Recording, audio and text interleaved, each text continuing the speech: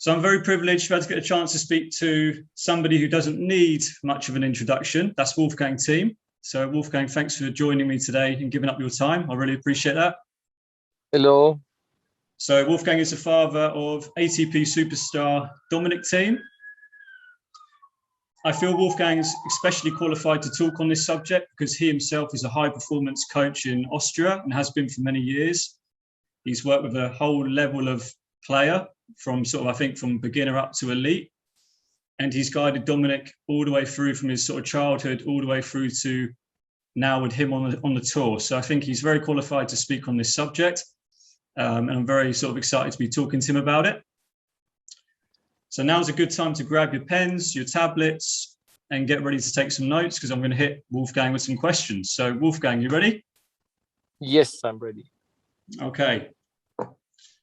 So Wolfgang, what do you believe is an optimal amount of hours a player should spend with their coach privately versus group coaching? I mean, of course, it depends on the age. I mean, normally when the kids started with 6 or 7 years, I think the group is really important.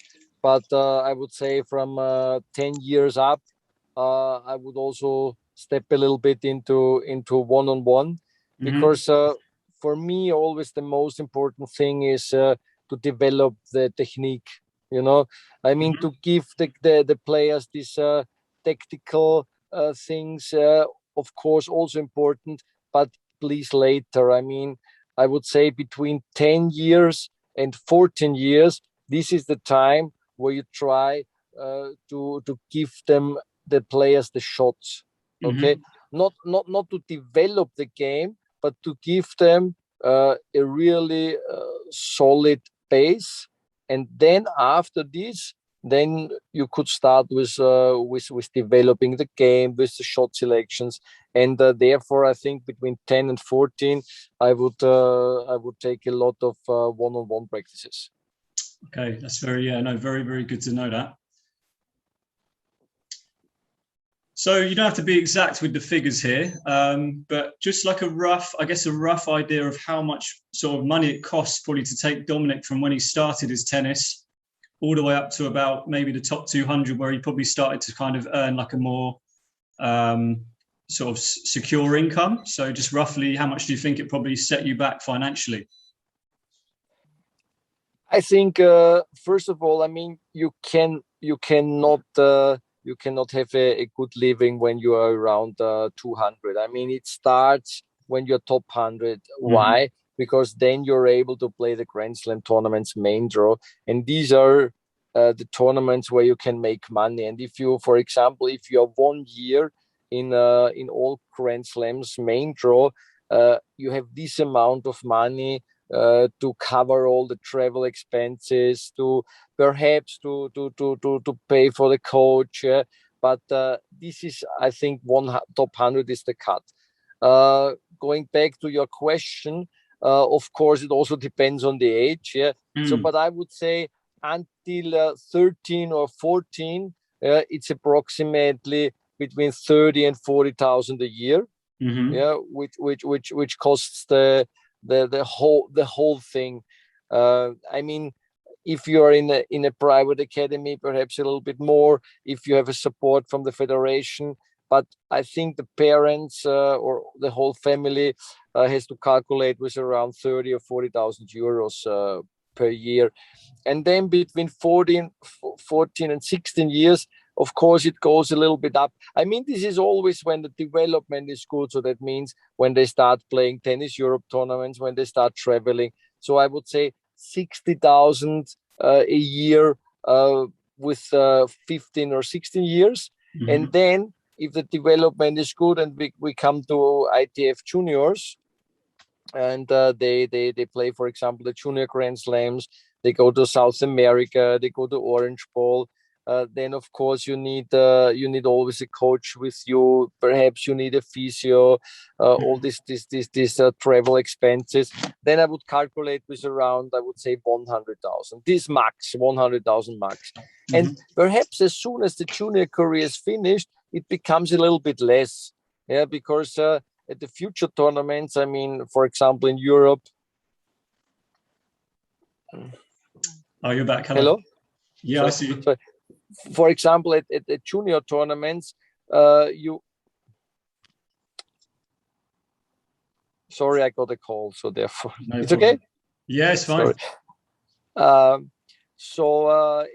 When you go back to the or when you come to the futures, especially in Europe, you can go to Turkey, you can go to Tunisia and so on, and then it's going a little bit cheaper. And you can also go in a group because, for example, in Austria, there are not so many players which play on a high level junior tournament. So you have to pay the coach by your own. And as soon as you start playing futures, then you can go in a group, and then it's get a bit cheaper. But in the end, I mean, it's around this amount of money, and I would separate it under 14, then 14 to 16, and then 16 to 18, and then I would say if you make a good calculation, you come with around 50,000-60,000 through the future tour, and of course then they start playing these league matches, then perhaps some prize money tournaments where they can bring a bit money back.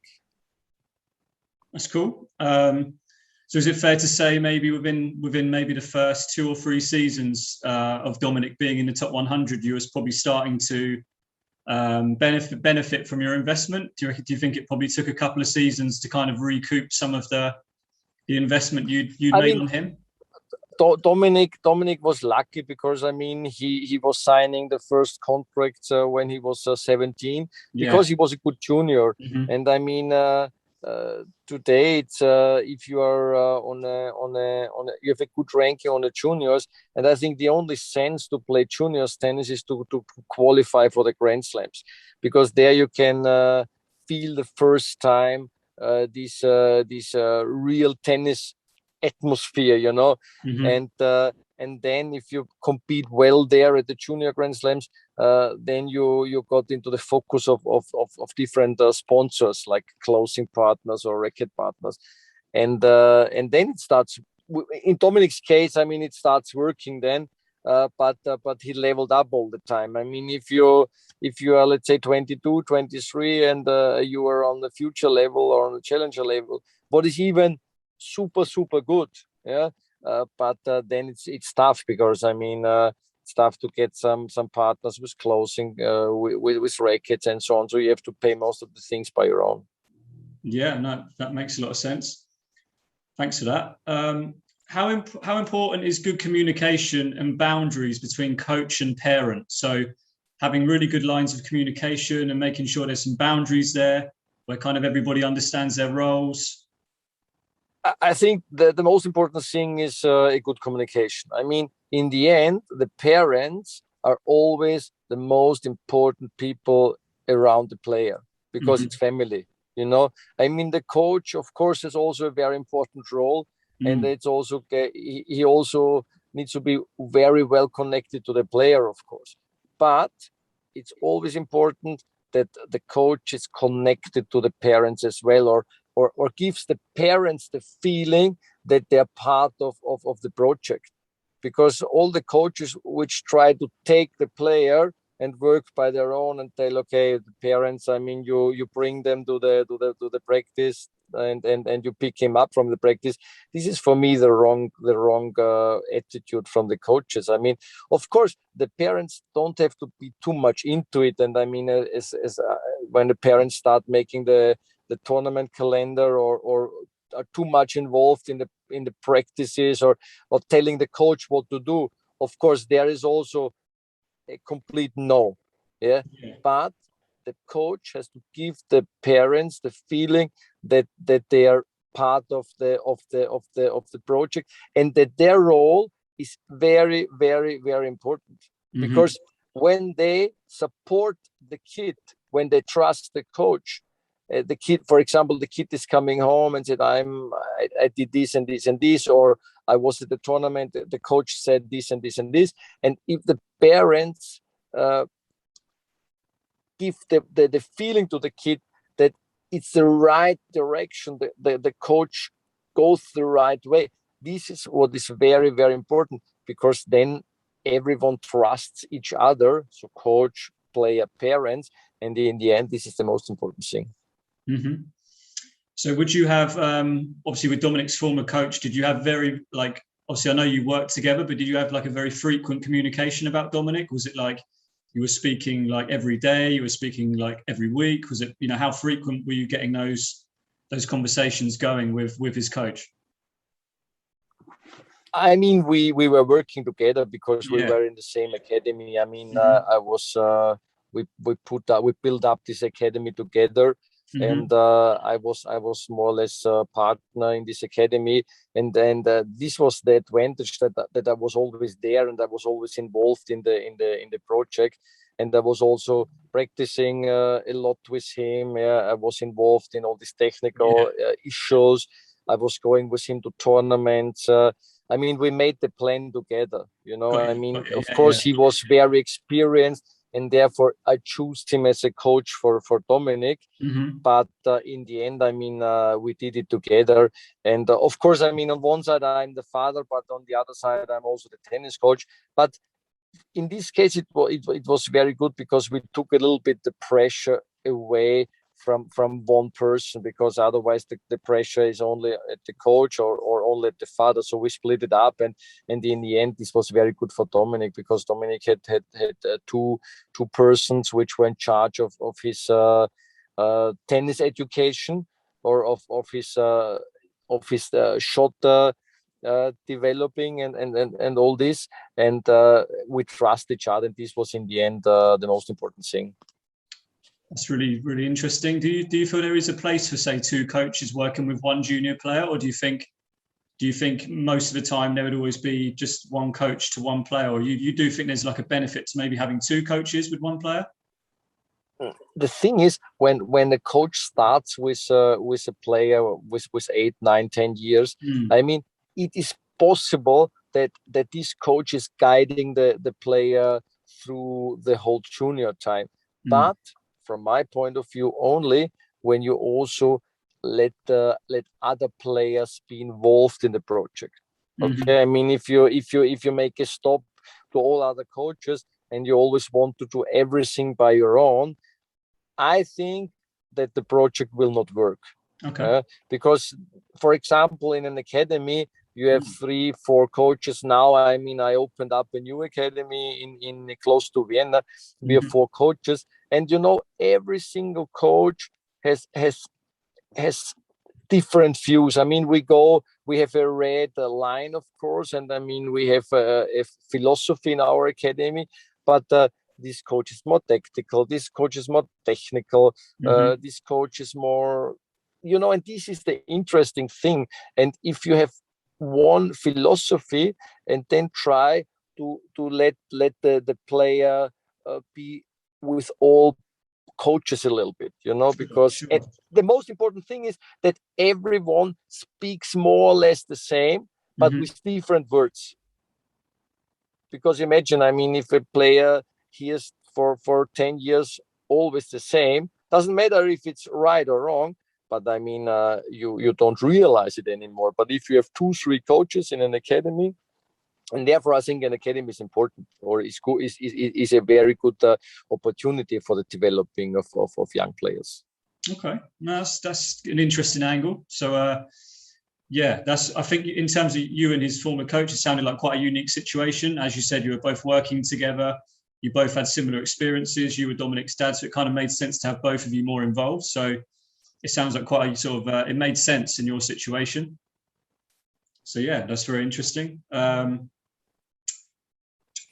So in your opinion, how do you feel as a parent you kind of created like an optimal environment for Dominic to thrive? And what were some of the biggest challenges you faced as a parent? I mean, when Dominic was 3, 4 years, I mean, I was never planning this, or I was never expecting this. No. The only thing is that my wife and me, we had a tennis school, because we were very young parents, and at this time in Austria there was the player Thomas Muster, and there was kind of tennis boom in Austria, and it was easy to bring kids and young players on the court. And so we were more or less 6 days a week on the court, and Dominic always was coming with us, and so we slowly stepped into it. You know, we don't have a big plan. Everything happens step by step. Okay, and I think the most important thing is because of, I mean, I was not that experienced at the beginning, and the most important thing is that you're ready to learn, and that you try to make an environment with other coaches which are experienced, but of course never lose the philosophy. You know, I mean, work together. And sometimes, I mean, if you take a coach with this experience, I mean, he also needs to be very into the project, because it's not that he only gives his knowledge, but he's not into it, because he has to be into the project, and he has to build a picture of the player, how the player should be with 17, 18 years. And this is important because then you know exactly what you have to work every day. That's great. What are some of the biggest problems you've experienced in regards to parents with their kind of elite level child? What are some of the things you've seen in your experience which has had like quite a negative impact on a player? The worst thing parents can do is not to trust their kids. Okay, this is the worst thing they can do, because every kid who plays tennis 4 or 5 times a week has a dream to become a professional. And the most important thing from the parent side is to give the kids the feeling that they let them dream their dream, you know. And if they give them every time the feeling, oh, I think you don't make it, it's so expensive, you have to succeed at the tournament, okay, you went to this tournament, you lost again first round, and you know, all these things, and this is the worst thing which can happen.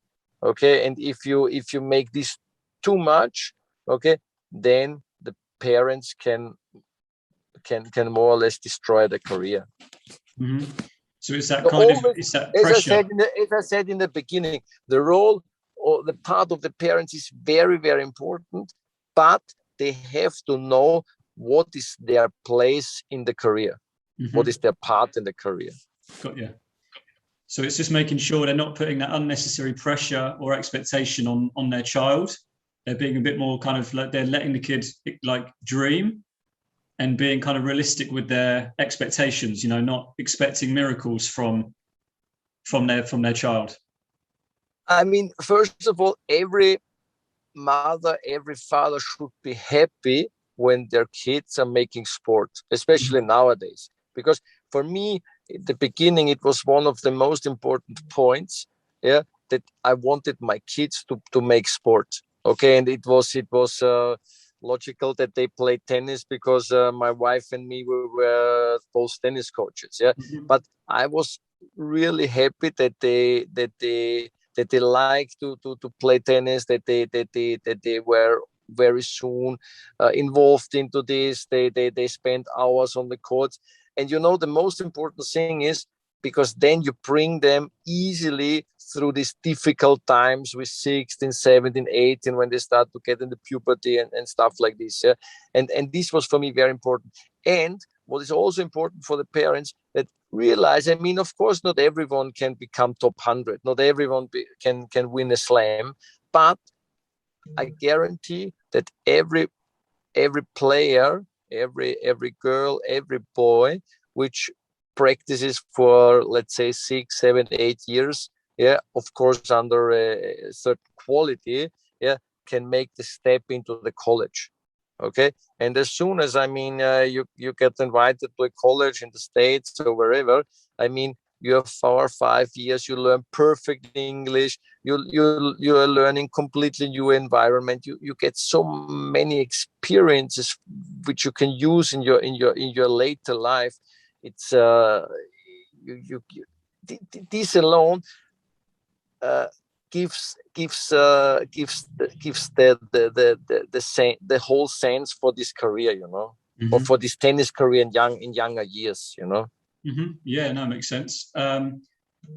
Was there ever a time from you where you needed to be slightly more kind of pushy with Dominic, or was it you never had to be pushy? You never had to kind of force him or motivate him when he was younger? Was he always just wanting to go to play? He just loved it? Like, was there ever a time you had to be a bit more kind of stricter as a parent, or? I can say that I never had to push him. I mean, he always was completely into it, and I mean, he always loved this sport still today, of course, because otherwise such a career would not be possible. But I mean, Dominic was until now, and I mean, I saw many careers or many young players now. He was the only guy who was practicing 2-3 hours and then take a ball and playing against the wall, so he never had enough. So he was everything what's with balls, tennis, football, whatever.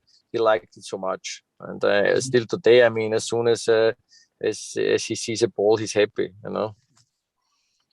So you but think I never had to push him, and this of course I was lucky in this situation, but I mean, of course, I know that there are many careers of younger players which have periods in their career not so working, perhaps they're injured, growing pain, whatever, and kicking out from the federation for different possibilities. And then it's important that they have the support of their parents. Then it's where this is exactly the time. Because if everyone is running well, I mean, if they win tournaments, if they are up in the ranking, I mean, they don't need, and that's perfectly in the right direction. Then they need the support of the parents. I've got you. No, it makes a lot of sense. I just wonder, given some of the sacrifices which are involved with becoming a top athlete, some of the sacrifices a player may have to make, maybe saying no to their friends, saying no to going out, having fun. With those sacrifices involved, do you think like a child's development or teenager's development can be very different compared to like a regular person? Do you think sometimes there's problems in that regard, but like a tennis player has a very sheltered, kind of very focused life, and they maybe have to say no to a lot of fun things? Do you think that's a problem, or? No,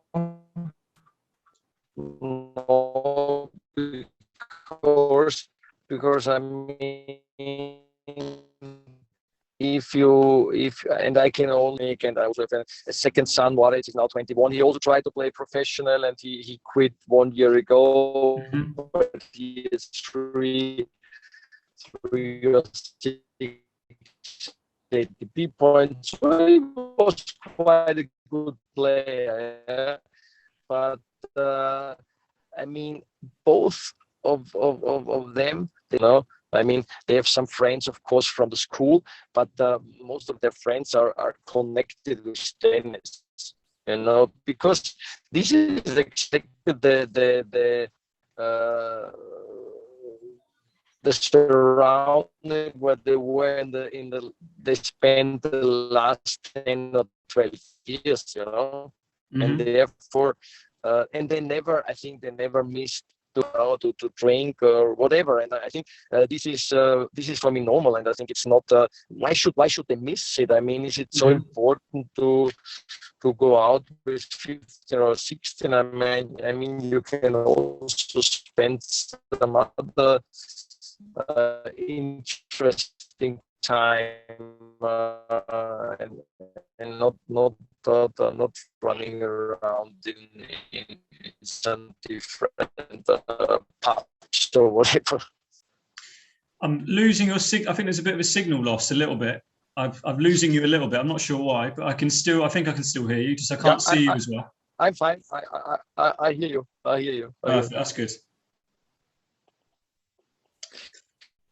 But on the other side, I mean, they make so many nice experiences. I mean, Dominic was 16. He went to South America. I mean, he was in so many different countries. When he was 12 years, he was the first time at the Orange Bowl. Yeah, getting so a lot of experiences, see so many different cultures, so many different countries, so many different people. I mean, you open up your mind completely. Mm-hmm. Okay, and this alone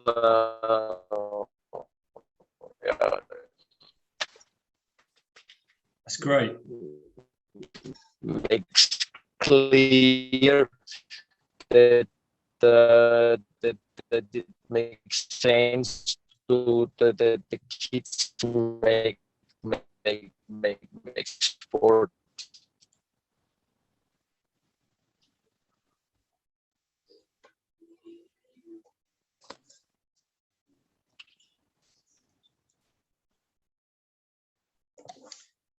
And what's your thoughts, Wolfgang, on, I think, abusive behaviours? So I think sometimes when you go to tournaments, you sometimes see parents who sometimes get a bit too involved, I think, and they sometimes lose control of like their emotions. Like, how should a parent be looking to behave at tournaments? You know, how can they help their child as opposed to making their life harder? I mean, if there is no coach at the tournament, okay, and the parents more or less take the part of the coach, then they have to behave like a coach. You know, this is the most important thing. I mean, because if they are coming together with the coach, okay, the coach is the person who is in charge of everything, who is in charge of the warm up, who is in charge of the practice, who is in charge of analyzing the match or the opponent, whatever. But if there's no coach and the parents are going, okay, then the parents have the role of the coach, and therefore they have to act like a coach, and they cannot be too much emotional, because as a coach, I'm also not I also cannot be too emotional, you know. And if they cannot manage it, then they cannot go on tournament. That's very easy. Mm-hmm.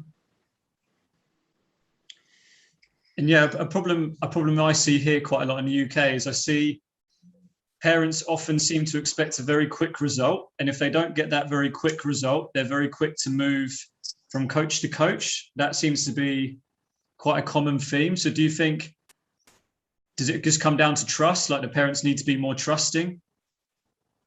I mean, honestly, I don't have these problems in my academy, because I mean, from the first day, I'm very open to the parents. Okay, and I tell everyone, I tell more or less everyone the same. I mean, of course, there is a chance that the players can succeed, but success is also, as I said before, that you bring your kid to the college, that you bring your kid to national level, that you bring your kid to play league in different countries. For example, play in Germany, play in France, play in Italy, play in Czech, wherever. So it's all. The question is, what is success in the eyes of the parents?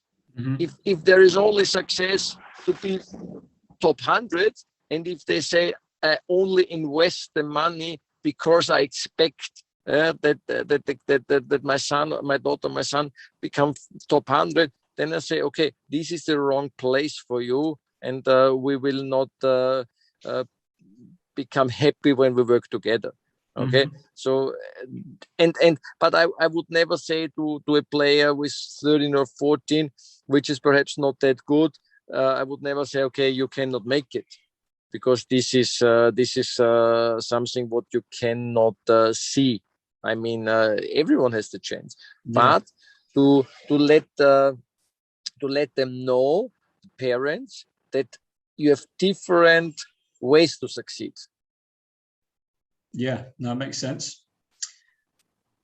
I think one of the biggest problems, I think, I think obviously links back to some of the things we've already spoke about, but I think the big one is how parents like take pressure away from their child, because the child's going to have a lot of pressure naturally when they go to tournaments, or they're going to feel that pressure. It's normal. But how important do you think it is that parents just try to take pressure off their child? Because I think a lot of parents just end up putting too much on, even in very kind of subtle ways, not necessarily like by saying a lot, just by how they behave. And it's also very easy. I mean, if my player plays a tournament, I watch the match. Okay, after the match, I discuss with him. I speak with him about the match. I analyze the match, and I prepare him for the next match or for the next tournament, or talking about the next periods. Takes perhaps 30 minutes, 1 hour, whatever, and then it's done. Okay. Mm-hmm. The problem with the parents is if they explain how the match was, if they say, okay, this was good, this was not good, okay, this, and perhaps this takes 1 hour, and then they sit in the car, they drive home, and then they start again talking about the match, and then they have dinner together, and again they start talking about the match or about tennis, and there it's possible that the players become tired of this. So I mean, as I said before, if a parent is traveling with the kid to the coach, to the tournament, act like a coach. Okay, you can talk with your kid about the match, but after this it's over, and then you do completely normal things. What you do with what you would do with your kid without the sport. Go to restaurant, go to visit the city, go to the sea, whatever. I mean, so many possibilities. But don't talk all the time again about the match, and don't fine the kid because of losing the match. Yeah, I think that's really important. I think that's probably a big problem as well around the world. I think parents, they get maybe a bit too involved, or they don't let it go. And I think it's very important. Obviously, once the match is finished, like you said, you've got to be able to move on, learn, and then go. Right? That's the process. And I think, like you said, this way you can probably take pressure off the kids. But if you keep talking and talking and talking, I think the pressure can mount very quickly on a child. And then, of course, they lose love for the game. They quit. They start getting bad results. They can't, all sorts of problems, right? So I think that's a really important subject, that one. So, how they can, like you said, not talking too much, let's go and get a pizza, let's get a burger, let's forget about this. I think that's really true. Exactly. Yes, exactly. That's really good. So a little bit of a case study, so a little bit off topic, but still quite relevant. I thought of Bernard Tomic. He came to my mind because there was a period of time about 1.5 years ago, 2 years ago, where he seemingly just had a really big kind of meltdown in front of the public, and it became apparent that there was probably a few problems there. And I think it all kind of linked back to sort of his progression through to tennis, and I think it turned out that he had potentially quite a pushy dad, and I think his dad was very kind of pushy with him. And I just wondered if you have any thoughts on that particular sort of subject, because it seems like Tomic doesn't even like tennis anymore. It looks as if he kind of hates what he does. And I think it's just so sad because he's very talented, great player, but something I think has gone a little bit amiss there with the relationship, maybe with his dad. I just wanted to know what you might think. I mean, the worst thing is, believe me, when a tennis career destroys the relation between the parents and the kid. I mean, this is the worst what can happen, and I have no idea if this happens between them. But with Bernard Tomic, the thing was that he was very, very good on a young age. I mean, I remember the first time they talked about him because he was born in Germany, I think, and he was playing these Tennis Europe tournaments in Germany. There was in July, there were 3-4 really high-level tournaments in Germany, in France, in Belgium, I think. And he was competing there really well. Also when he was 1 year younger, and everyone was talking about him. And then I remember the first time he was playing Australian Open was in 2008, I think. So he was there 15 or 16 years, yeah. And he got wild cards, and he went up in the ranking. And I saw him 97, I think. I saw him the first time at the Juniors Grand Slam US Open. He was beating at this time Radu Albot, which is now a successful top 100 player. Mm-hmm. And he was 15 years at this time. And Albot was 2 or 3 years older than him. So, and when you are so good in such a young age, and then because of different reasons, it starts stacking a little bit. Of course, then could be a problem if the parents, especially the father from him, is becoming too emotional, doesn't understand why it's going in this direction, in the same direction like the last couple of years. Why you don't have this amazing career, why you don't win a slam with 17 or 18. And I think this all together could be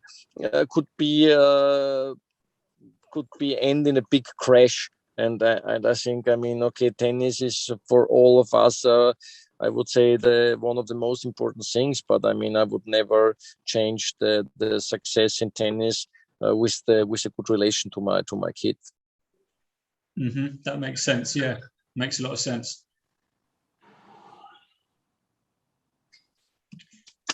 So yeah, I think going back to what you said about, if you're a parent who doesn't necessarily come from a very sporting background, so let's say, you've got your kid's doing great, he looks brilliant, but you were not a particularly good sportsman yourself. Maybe you never played tennis in your life, but your son was very good. One thing I see quite a lot is that the parent still likes to give a lot of input to the player, but the parent doesn't necessarily come from any kind of real understanding or education. So what I think happens a lot is you get a child who's being told something by the coach, and then the parent maybe is a bit too involved and is also telling the child quite a lot of information. But then but the parent doesn't really know anything about that particular sport. I think that's quite a big problem as well. I think parents perhaps need to maybe only speak to their child on that particular sport if they know a little bit about it. I just wondered if you have any thoughts on this. I mean, if I have this situation, and I mean, of course, it happens many, many times that you have talented young players, and the parents have nothing to do with tennis. Then I mean, you have to educate them as well, and you have to they have to more or less, they have to make the same career like the kid on court. They have to make it off court, and they have to learn a lot, and